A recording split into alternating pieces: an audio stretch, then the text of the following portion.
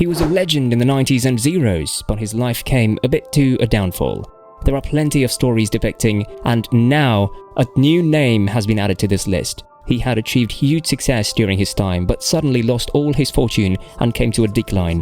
What was the reason behind this? Who is he and what happened to him? Here we're gonna find out everything. Hello people, welcome back to Cycling Right Now. Watch the video until the end to know everything about him. Let's begin. The fact that the postman usually knocks twice in the Highlands is a good thing, given that he is aware that the surrounding distances are not close and that there was no chance of getting this through the letterbox. This has also been in the works for quite some time. To be precise, it's been 7 years since the British cycling writer Daniel Freebie initially declared that a book titled Jan Ullrich, The Best There Never Was, has been published this summer. It immediately rates as one of the greatest books that I've completed that are about cycling, since the title is appealing and so is the cover. Freebie's substantial-sized work is neatly timed, coming as it does now 25 years after Ullrich became the first and the only German to win the Tour de France, his victory margin in 1997 of 9 minutes and 9 seconds, not been surpassed since then. The start of the 2022 Tour de France took place in Copenhagen, nor the Tour de France was a high point in Ullrich's own professional career either. Jan Ullrich was a German professional cyclist who was widely regarded as being among the all-time greatest time cyclists. In 1993, he won the road race competition at the World Amateur Championships, which catapulted him to the forefront of international attention. After making the transition to a professional cyclist, Ullrich finished in second place at the Tour de France in 1996 and was awarded the white jersey for being the best young rider. He would go on to win the Tour de France in 1997, adding a second white jersey to his collection of accomplishments. In 1998, he was unable to keep up with Marco Pantani, who won the Tour, but Ullrich placed second and added his third white jersey, making him one of only 2 riders, along with Andy Schelk, to ever win that jersey 3 times. Ullrich was unable to keep up with Marco Pantani, who won the Tour. Ullrich added multiple Palomares over the course of the next few years, winning the World Championship at the time trial in 1999 and 2001. Additionally, he had won a gold medal in the road race and a silver medal in time trial at the 2000 Summer Olympics held in Sydney. However, due to the presence of Lance Armstrong, Ullrich was never able to win the Tour de France again. In the years 2000 to 2001 and 2003, he finished in second place behind Armstrong. In 2005 and 2004, he came in third and fourth respectively. Although he finished in second place 5 times at the Tour, Joop Zoetemelk holds the record for the most times in second place with 6. In addition, Ullrich won the Vuelta a España in 1999 as well as the Tour de Suisse in 2004 and 2006. Although he received a lot of criticisms for gaining weight during the off-season and for not training as much as he ought to, Lance Armstrong insisted that Jan Ullrich was his most formidable rival. Doping allegations surfaced against him in 2006 and as a result, he was disqualified from the Tour. In the end, he decided to retire and did so in February 2007. It's not a problem that Ullrich does not have his own voice. Due to his shyness and fears, he did not have much to say for himself anyhow, thus the lack of his voice is really a strength.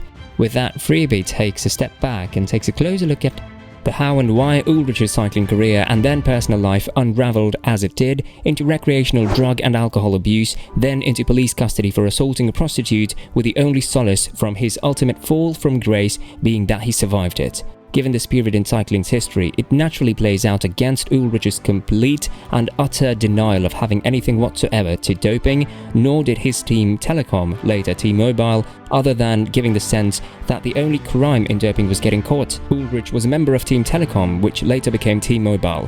However, just like everyone else, he was finally exposed and sacked from his job at T-Mobile in 2006 when irrefutable evidence surfaced demonstrating his connections to the Operación Puerto incident. After another year, he decided to retire. Still, it wasn't until 2013 that he admitted his performance-enhancing drug habit, which was helped by a Spanish doctor called Eufemiano Fuentes. Ullrich was also included on the covered-up list of EPO positives dating back to the 1998 tour. He came clean in 2013. Freebie makes it clear from the beginning that he is not out to condemn or judge Ullrich. Instead, His search is more for the truth and possibly even some reconciliation. He wants to understand why Ullrich is still viewed with some sympathy or pity in Germany today, as well as how so many promising things went so horribly wrong. Ullrich's early years unquestionably had something to do with it, as his first entry into the sport was the result of the old GDR Talent ID program, which placed an early expectation of its own. Insecurity was ingrained in him by his alcoholic and subsequently missing father, but desire and passion continued to rise. He first achieved success when he won the World Amateur Road Race when he was just 19 years old. This was the same race in which Armstrong later won the professional championship.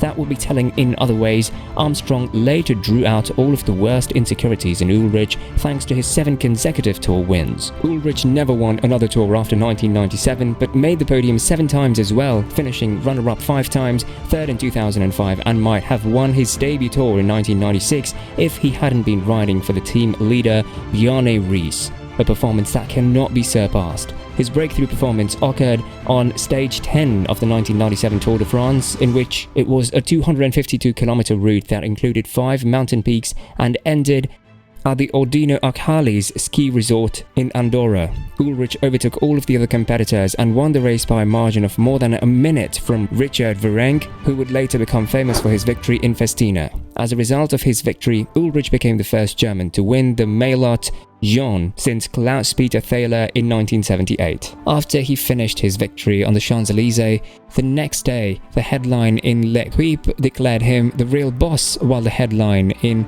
Le Parisien dubbed him King Ullrich. At the age of 23, he concluded 1997 as the German Sportsperson of the Year.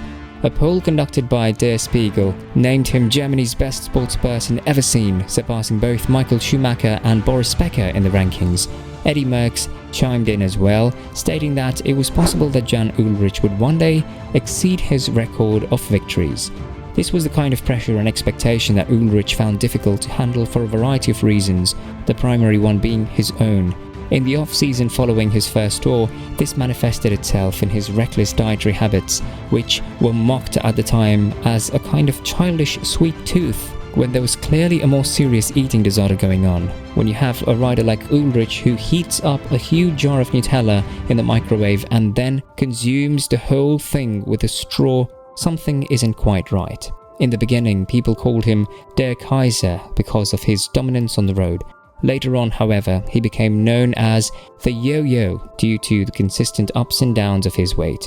Ullrich is not alone in his sad and lonely end. Nevertheless, he does play a role in ensuring that he will not be at his best for very long because of the part he plays in ensuring that he will not be alone.